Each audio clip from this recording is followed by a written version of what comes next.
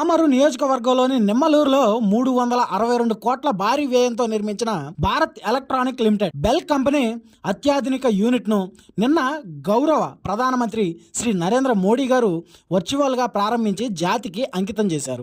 ఈ ప్రతిష్టాత్మక ప్రారంభోత్సవ కార్యక్రమంలో గౌరవ ముఖ్యమంత్రి శ్రీ నారా చంద్రబాబు నాయుడు గారు, గవర్నర్ శ్రీ ఎస్ అబ్దుల్ నజీర్ గారు, ఉప ముఖ్యమంత్రి శ్రీ కొణిదెల పవన్ కళ్యాణ్ గారు పాల్గొన్నారు.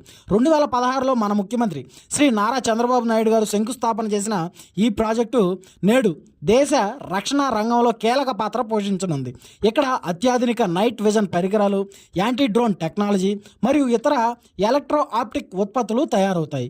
ఈ పరిశ్రమ ద్వారా మన స్థానిక యువతకు ఉన్నత నైపుణ్యంతో కూడిన ఉపాధి అవకాశాలు లభించడమే కాకుండా మన ప్రాంత ఆర్థిక వ్యవస్థకు భారీ ఊతం లభిస్తుంది.